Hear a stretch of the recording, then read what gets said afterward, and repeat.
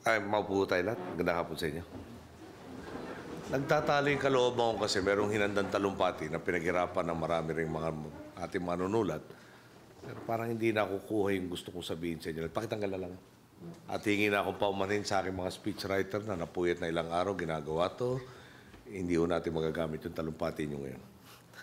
Secretary Voltaire Gasmin, Lieutenant General Noel Caballes, Lieutenant General Lauro Catalino Cruz, Lieutenant Lasimani, Rear Admiral Edgar Abogado, First Chief Master Sergeant Guillermo Francisco, other Sergeant Majors present, other non-commissioned officers present, fellow workers of government, mga minamahal kong kababayan, magandang hapon po sa inyo lahat.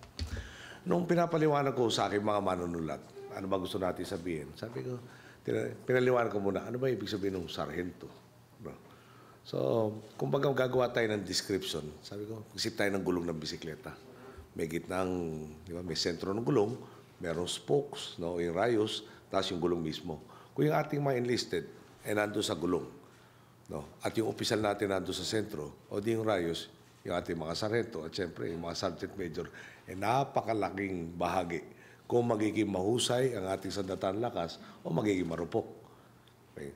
Niliwanag ko po sa kanila noong araw. Sabi ko, may bagong nahirang na opisyal, second lieutenant, ensign, marami sa teorya. Hindi naman niya alam, di ba? Parang pare-pare lang naman tayo. No? Bago sa pwesto, bago sa trabaho, i-apply mo na yung napag-aralan mo sa eskwelahan. Merong pwede, merong hindi. Yeah?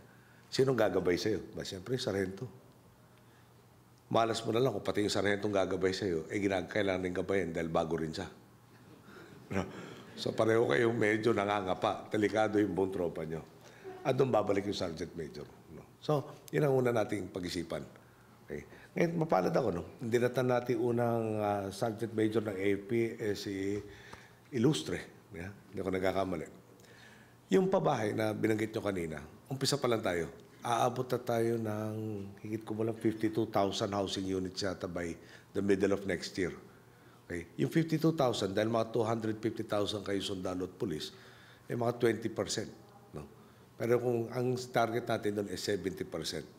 Ngayon, meron rin tayong mga informal settlers na kailangan tulungan. Yung informal settler po, 1.4 million families.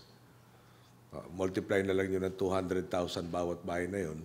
Tapos marami pa yung living in danger areas sa matabi na estero, ilog, etc. Siyempre lahat kailangan tulungan. So, hindi muna ako magsasabi sa inyo kailan natin mapupuno yung kakulangan nyo. Pero gusto ko lang i-check sa inyo na hindi tayo titigil doon. Habang gumaganda ekonomiya, habang gumaganda yung pagpalakad ng gobyerno, dumadami yung kapasidad natin magawa yung dapat gawin. Okay. So, siguro, sensya na kayo, random, lahat ng mga gusto ko sabihin sa inyo, i-dire-diretso ko lang. Pag umabot na kayong Sergeant Major, siyempre, pare-pare tayo may 100 pupuntahan eh. Pag Sergeant Major ka, hindi ka na bagets. Yeah.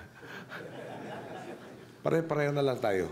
Pag dumaan tayo sa EDSA, nakita natin yung mga billboard ng mga nag-i-endorse kaliwat kanan. No?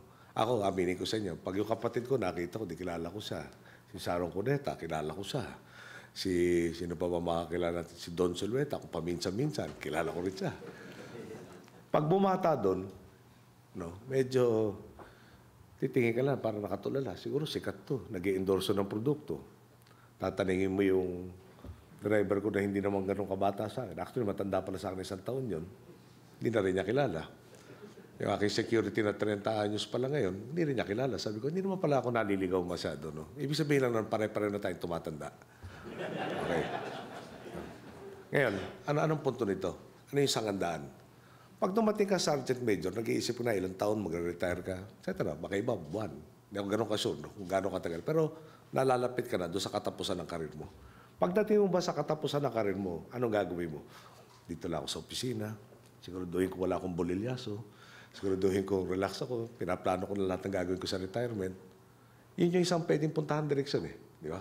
Pero may kabilang direksyon. Paano naman kung lahat na natutunan mo sa tagal mo sa serbisyo, kung 30 years, baka iba more, no? Talagang nasigurado mo maibabahagi doon sa susunod sa iyo. So yung susunod sa iyo, hindi na kailangan alamin. Matutunan lahat ng leksyon na pahirapan mo natutunan. Tama ba? No? Yung parang Pag umalis ka, katulad ako, pag may magsasabing ganda ng ginagawa mo, kulang yung 6 na taon, sabi ko, pag hindi ko kaya maturuan yung papalit sa atin, may pagkukulang ako. Yeah? Yung success, no? Your measure of success is your ability to train your successor. Sipin niyo kung parati tayong uulitin lahat ng leksyon. No? Ano mangyayari sa atin? Di ba? Kumbaga, may cycle. Bagets, matututo. Pag natuto, wala na. Balik na naman tayo sa bagets na walang alam. Pag natuto, alis na naman. O, di kawawa naman tayo dyan.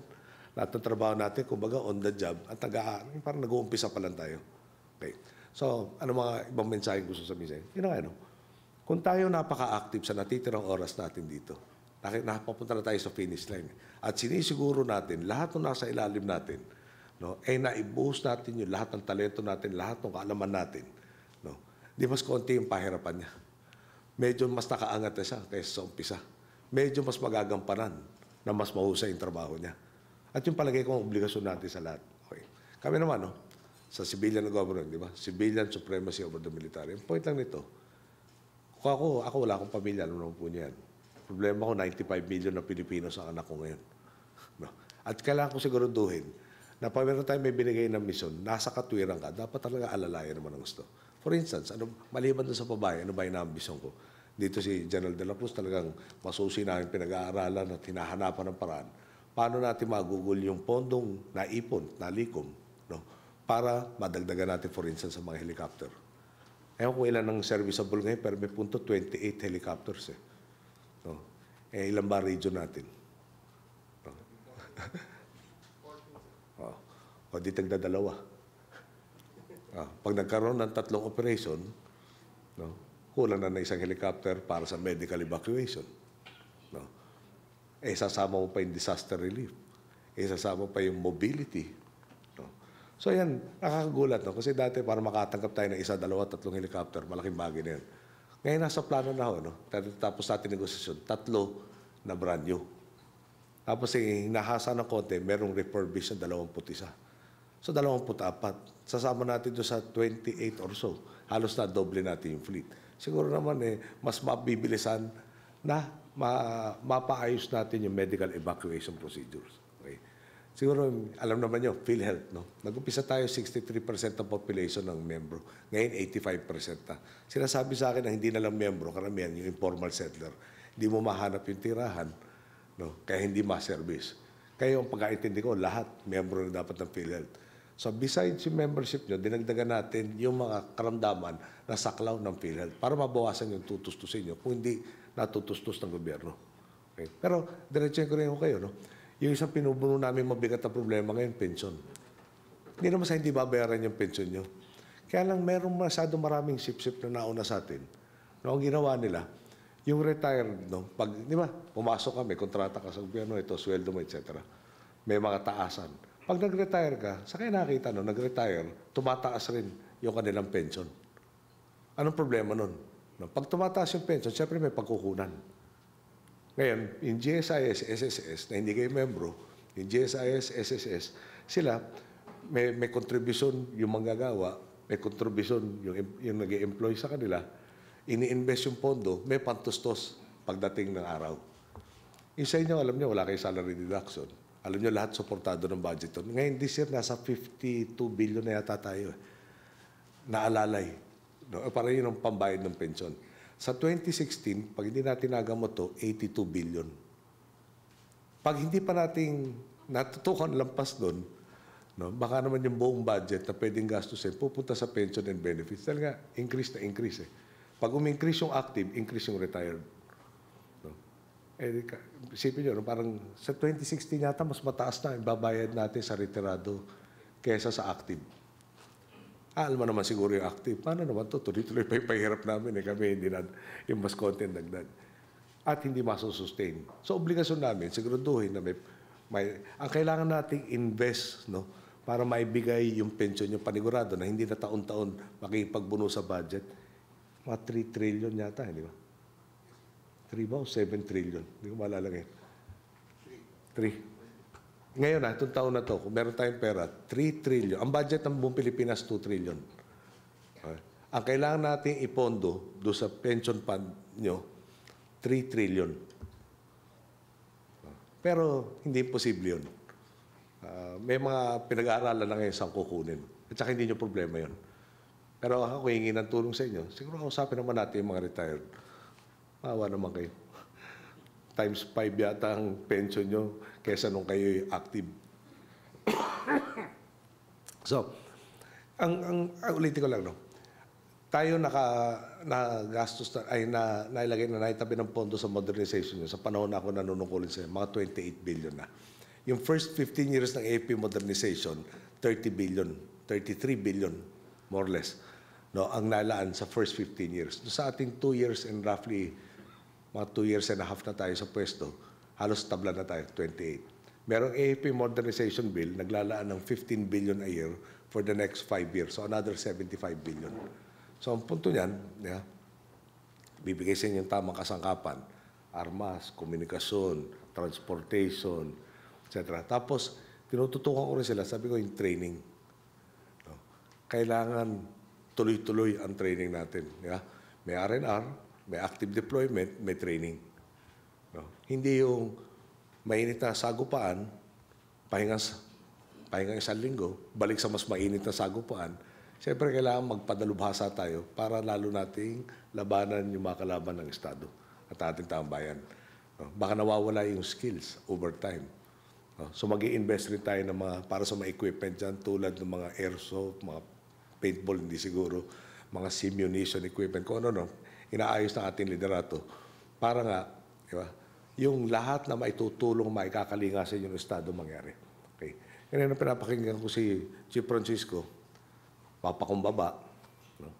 Kasi no, ako'y kadete sa ROTC, yung aming Sergeant Major, mabagsik eh. Ako'y nadadalaw sa Bonifacio sa Marine Station eh.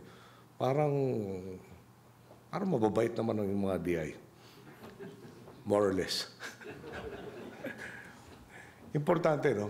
Pag ganito, masyado mahaba na ako nagsalita, binasa ko yung menu, mukhang masarap yung ating pagkain to. At palagay ko may mga gutom na sa inyo, merienda usapan, baka umabot tayo ng hapunan, di pa kayo nagme-merienda. Mag-enjoy kayo, mag-relax kayo.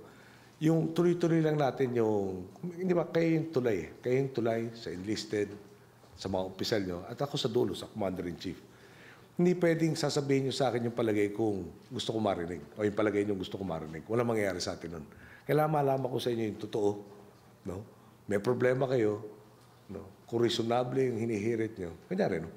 Gusto ko maging multi-millionaire, hindi kita matutulungan doon. No? Pero gusto ko mapag-aral yung anak ko, pwede tayo magtulungan dyan. Gusto namin may katiyakan yung tirahan. At tatrabaho natin yan. Reasonable yung request, bakit di mangyayari? Oras lang pinag-uusapan. No? At kung mapagpatuloy natin nangyayari sa bansa ngayon, alam niyo, for instance, siyempre alam naman niyo, malaki na utang nung dinatnan ko. Pero ngayon, ang baba ng interest rate, ilang taon na sa Pilipinas. So, nagbigay, at sa ibang bansa, no? Pwede tayong umutang, mas mababa interest, itutulak natin yung tinatawag na maturity. Mas matatagal natin babayaran para i-retiro yung dating utang na mahal na kailangan ng bayaran. 2-3 years. So, anong nangyayari nun? Yung binabayad natin sa interest dati, balik sa pwede natin gastusin sa pangangailangan ng bansa. No? Kaya nga, pwede tayong maglaan para doon sa housing nyo. Kaya nga, pwede tayong magtabi para doon sa modernization nyo. Kaya nga, kayang dagdagan yung benepisyo sa PhilHealth. No? So, ulitin ko kayo, rayos. Rayos, kumakalinga sa kabilang dulo ng gulong at saka yung central na spoke. Yeah? O yung central hub. Pag itong rayos, baku-baku o hindi konektado, walang mangyayari sa atin. Kung meron kayong kailangan, palagay nyo, kailangan natin malaman, may kayo mahiyay parating. Magkakasama tayo. Problema nyo, problema ko. Yeah? Kung hindi tayo mag-uusap, kung magkakahiya tayo, siyempre may structure. Yeah? Huwag naman kada meron tayong operation na magbubutuhan tayo kung aabante tayo o atras tayo. Dito, pag may oras na peace time, nakarelax tayo, may mga sistema para nga magkaunawaan tayo at magkaintindi tayo. Gamitin nyo. Okay? Tapos pagkatapos doon, tulad pagkausap po politiko, same thing. Mag-usap tayo, magkasundo tayo. Pag nagkasundo na tayo, sa tatahakin natin, gawin na natin. May panahon ng usapan, may panahon ng kilos. So, Ulitin ko lang, pila. Hindi naman kayo magiging sergeant major kung hindi meron kayong talagang binubuga. Okay? Pwede nyo sarili, pwede nyo ibahagi. Pakiusap ko, sana ibahagi natin. At matingala kayo nung susunod sa inyo na, salamat sa inyo, di hamak mas madali yung dadaanan nila. Gandang hapon sa inyo lahat. Maraming salamat.